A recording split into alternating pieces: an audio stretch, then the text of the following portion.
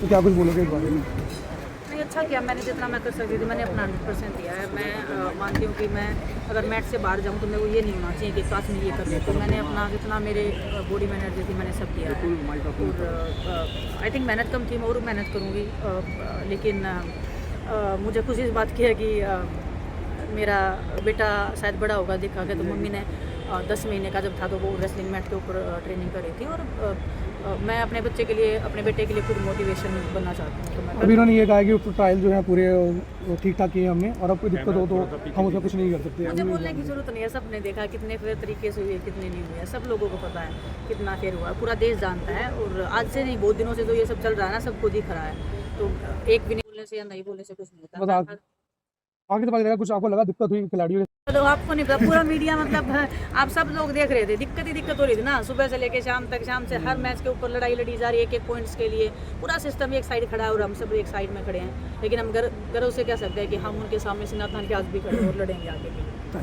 दिनेश, 28 आपने बोला है, अंदर भी बोली, आप अब रोड कैसे देख रहे हो आगे, कैसे देख रहे हो अपने करियर को आगे? देखते हैं, ट्रेनिंग करेंगे। अभी प्लान बनाएंगे कि कहाँ पे ट्रेनिंग करनी है, कैसे आगे प्रोसीड करना है। तो हमारी टीम पूरी बैठ के डिसाइड करेगी। और आप देश के लिए आपने बहुत बारी गौरवान्वित महसूस कराया है। आज आप खुद से कितना गौरवान्वित महसूस कर रही हैं, क्योंकि इस पूरा सिस्टम से अकेले लड़के यहाँ पे आज आप खड़ी हैं। कोर्ट ने आपका सपोर्ट किया, सबने सपोर्ट किया, आज भी आप यहाँ पे पूरा शेरनी की तरह लड़ी। क्या बोलेंगे इस पर? कि मैं बड़ी शुक्रगुजार हूँ हमारी सुप्रीम कोर्ट का और दिल्ली हाई कोर्ट का। उन्होंने परमिशन दी है तो इसलिए आज मैं मैट पे हूँ। तो ये लोग तो मेरे को कैसे भी मैट पे नहीं आने देना चाहते थे। और मार्केट तक स्टार्टिंग से मैं यही बोल रही थी कि मैट पे डिसाइड होने दो कौन अच्छा है कौन नहीं है।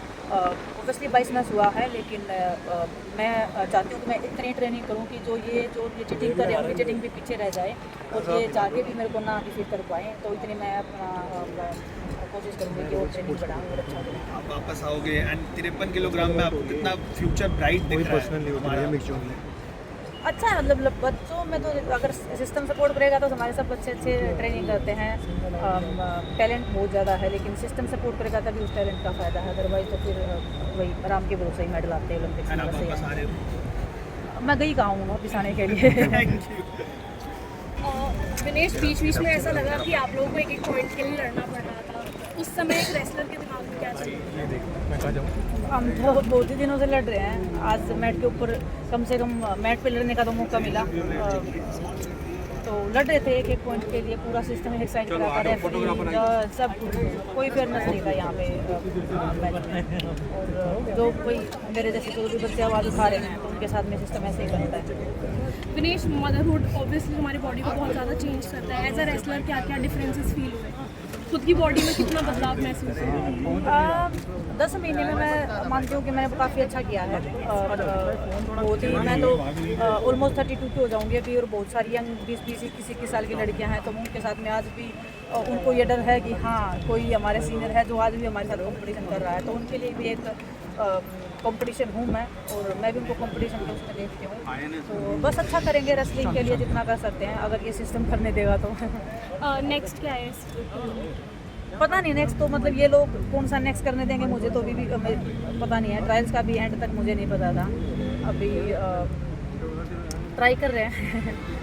हमारी तो हर दिन एक जंग है, पहले मैट के बाहर है फिर मैट के अंदर है।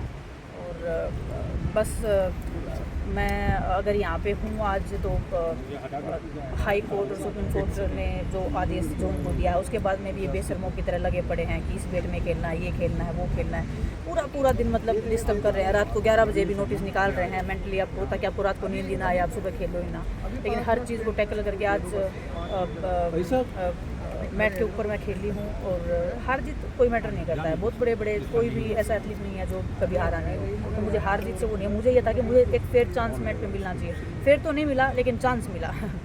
दिनेश, आपके बाउट में हाथ लॉक बार-बार हो रहा था, आप जैसे भी जा रहे थे। हाथ लॉक नहीं हो रहा था, वो जानबूझ के ये सब बच्चियों को भी प्रेशराइज किया जा रहा है कि आपको इंजरी करनी है या पूरे 6 मिनट तक उंगलियां पकड़ रही हैं। इंटरनेशनल अगर कोई मैच होता है ना तो ऐसे आप उंगलियां नहीं पकड़ सकते हो बार। तो उनको कोई वार्निंग दी जा रही है। और फिर बाद में जब हम कुछ बोल रहे हैं तो बोलते नहीं ये तो रूल है। और हमारे लोग अगर कुछ ऐसे बोल रहे हैं तो बोल रहे नहीं तुम ऐसे कैसे बोल रहे हो। और आप देख रहे थे कि पूरा WFI तालियां बजा रहा है जब मेरे खिलाफ में पहुंच जा रहे हैं, तो उनकी मानसिकता पता लग रही है। और मानसिकता मतलब आज नहीं, उससे पहले ही लोगों को पता लग रही है। मैं एक्चुअली मैं सच्चाई दिखाना चाहती हूँ देश को, ऐसे लोगों की सच्चाई। मैं अगर खड़ी हूँ तो ये मान लो एक सच्चाई भी देश को देखना चाहिए कि स्पोर्ट्स सिस्टम में अगर कोई भी एथलीट आज तक हिंदुस्तान में जीता है तो वो सिस्टम के बगैर जीता है, ना कि सिस्टम के साथ में जीता है। अगर ये सिस्टम जिस दिन साथ में आ जाएगा तो हमारे देश में कोई टैलेंट की कमी नहीं है। लेकिन ऐसे गुंडे लोग जो बिठा रखे हैं, अभी जो ब्रजभूषण है उसको थोड़ी हजम हो रहा है कि उसके खिलाफ में हमने जो वो इतने सालों तक करता आ रहा था उसकी पूरे देश के सामने पोल खोल दी, तो वो ऐसे तो नहीं विनेश को जीतने देगा। लेकिन मैं जीती हूँ। मैं आज इस मैट पे हूँ और मैंने अपना बेस्ट दिया जितना मैं दे सकती थी, और मैं और अच्छी ट्रेनिंग करूँगी और मैं डेफिनेटली मैं इस मैट के ऊपर फिर से जीत के दिनेश आपने दिनेश को आज के ऐसा लग खत्म रहा किया है कि एशियन गेम्स पॉलिटिक्स के ज्वाइन सपने करने के की बारे वजह में। से इन लोगों ने थोड़ा ज़्यादा नहीं आपके ऊपर एक वो लगा देखो दिया। मैं बताती हूँ आपको। मैं जब से मैट पे आई हूँ मैंने किसी भी पार्टी का नाम नहीं लिया है कि मैं उस पार्टी से हूँ या उस पार्टी मेरे साथ करी है। मेरा सीधा WFI से था। मैंने कभी भी ऐसा नहीं बोला कि बीजेपी ने ये कर दिया या और किसी पार्टी ने ऐसे कर दिया। मैंने कभी, मैं स्पोर्ट्स को अपने पॉलिटिक्स से दूर रख रही हूँ। वो मेरा प्रोफेशनल कैरियर नहीं है अभी मेरा। अगर मैं मैट पे हूँ तो प्रोफेशनल रेसलिंग है, अगर मैं पॉलिटिक्स में हूँ तो वहाँ पे मैं प्रोफेशनलिज्म कर रही हूँ। तो मैं कभी उस चीज़ को मिक्स नहीं कर रही थी और मैं चाहती भी नहीं कि उस चीज़ को मिक्स हो। लेकिन मैं सरकार से डेफिनेटली इस चीज़ के लिए मैं गुजारिश करना चाहूँगी कि ठीक है, मैं तो 32 साल की हूँ, मैं 2-3 साल और गेम को पिक कर सकती हूँ जितना कर सकती हूँ। लेकिन जो छोटे छोटे यंग बच्चे हैं ना, उनको जो मेंटल हरासमेंट हो रही है, जो उनको टॉर्चर किया जा रहा है, उनको सांस भी उनकी मर्जी से नहीं लिया जा रहा है, उसकी तरफ तो सरकार को ज़रूर देखना चाहिए। और प्रधानमंत्री जी पता नहीं मुझे उनके पास ये रिपोर्ट जाती है नहीं जाती है, मैं नहीं बता सकती। इतने बड़े आदमी हैं, पूरे देश की जिम्मेदारियाँ हैं। लेकिन उनको देखना चाहिए कि स्पोर्ट्स सिस्टम, अगर वो चाहते हैं कि 36 में ओलंपिक हमारे हिंदुस्तान में आए और हम अच्छा करें, तो बातों से नहीं होगा। ऐसे लोगों को दूर फेंकना होगा। और स्पोर्ट्स बॉडी में कोई अच्छे लोग जिनकी इंटेंशन बहुत अच्छी हैं, वो लोग अगर इसमें आएंगे तो हमारा देश बहुत अच्छा करेगा। अदरवाइज़ आप भूल जाओ, फिर तो गिनती से अगर किसी विनेश का अगर कोई तुक्का लग गया ओलंपिक्स में तो ठीक है, किसी विनेश का तुक्का लग गया तो ठीक है। अदरवाइज एथलीट विदाउट सिस्टम के सर्वाइव करा इस देश में, कोई भी सुनने वाला नहीं है। जब बाउट खत्म हुआ, आपने मैट पे वापसी डिफीट कंसीड करने के बाद आप फिर बीच में आए और आपने बोला मैं आऊँगी। आपने बेंच की तरफ देखा, वहाँ WFI प्रेसिडेंट भी थे और भी दिग्गज उनके साथ बैठे हुए थे। तो क्या ये सिर्फ संजय सिंह के लिए था, ये पूरे सिस्टम के लिए था? आप उसको दिग्गज मत बोलो, वो गुंडे लोग बैठे हैं, बेशरम लोग हैं। दिग्गज मतलब उन्होंने क्या अचीव किया मुझे नहीं पता, आपने किस चीज़ से उनको ये दिग्गज वाली उपाधि दी है। दिग्गज हम एथलीट हैं और हम उस मैट पे खड़े हैं, उनको हमारा सपोर्ट करना चाहिए, ना कि वो हमारे अगेंस्ट में खड़े होके और किसी एक सिंगल एथलीट को टारगेट करके कि वो कुछ अचीव नहीं कर पाए। मैंने अपनी ज़िंदगी में बहुत कुछ अचीव किया है, इससे आगे मैं नहीं भी करूँगी तो मुझे कोई मलाल नहीं है। लेकिन मैं ऐसे लोगों को दिखाना चाहती हूँ कि हाँ, हम सिस्टम से आखिरी दम तक लड़ेंगे और एक विनेश नहीं हज़ारों विनेश आएंगी।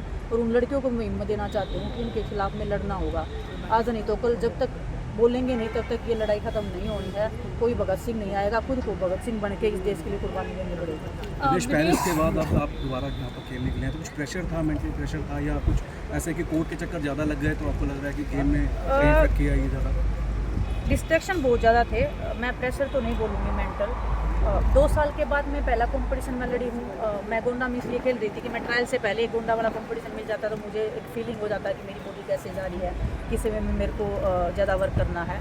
लेकिन ये लोग एंड तक कोशिश कर रहे थे, बट कोई दिक्कत नहीं है। मतलब मैं हमेशा मानती हूँ कि इस सृष्टि को चलाने वाली कोई एक ताकत है, तो वो ऐसे लोगों को जरूर जवाब देगी। और ये टाइम का सर्कल है, ये तो घूमता है। आज ये लोग ये सोचते हैं कि हम इनका WFI पे इनका राज है, ये इनकी दादागिरी चल रही है, जो ये मानते हैं कि हमारी फैमिली का ही पसपेनी चीज़ें हैं। तो ये नहीं है, ये तो एक दिन बदलेगा। और लेकिन बदलना हमें ही पड़ेगा, कोई दूसरा नहीं आएगा, तो लड़ना पड़ेगा इसे। इस बीच किसी ने बात करी आपसे, किसी फेडरेशन ने आपके बीच में आकर कोई बात करी इन 2 सालों के बीच में? कभी कोई जिक्र नहीं, वो हुआ क्या आपसे? बात करेंगे। मतलब उनको तो ये, मैं जिंदा हूँ, उनको तो यही सहन नहीं होता है कि वो तो चाहते हो जल्दी से जल्दी विनेश जैसी जो भी 1-2 जो ये प्रोटेस्ट में आ रहे सब मर जाएं तो जल्दी से उनका पीछा छूटे। डू यू थिंक एक फेडरेशन की प्रेसिडेंट को शोभा देता है एक कोच की तरफ ऐसे आके चार्ज करना, एकदम ऐसे चलते हुए आना? मैं क्या, मतलब आप इनके बारे में मैं जितनी बोलती हूँ ना, मेरे को ऐसा लगता है कि सब दिगम पड़ जाते हैं। इतनी बेशर्मी इन लोगों ने फैला रखी है। अभी आप सब मतलब मेरे को बोलने की ज़रूरत नहीं है, इसलिए मैं जब गोंडा में जाकर मैं बोल रही थी कि आप सब लोग आओ, वो देखो, आप सब ने देखा है, मुझे बोलने की ज़रूरत नहीं है। और जो इंटेलिजेंट लोग हैं जिनको पता है तो उनको पता है, अभी मैं क्या बताऊँ उनके बारे में। ये उस क्वालिटी के लोग हैं जहाँ पे मुझे जाना भी शोभा नहीं देता है, और मैं चाहती हूँ कि कंट्री का कोई भी आदमी उनके लेवल पे ना गिर के उनको देखे। हमें इनसे ऊपर रहना है और हमें अपनी एक गरिमा को बना के रखना है। Thank you so much.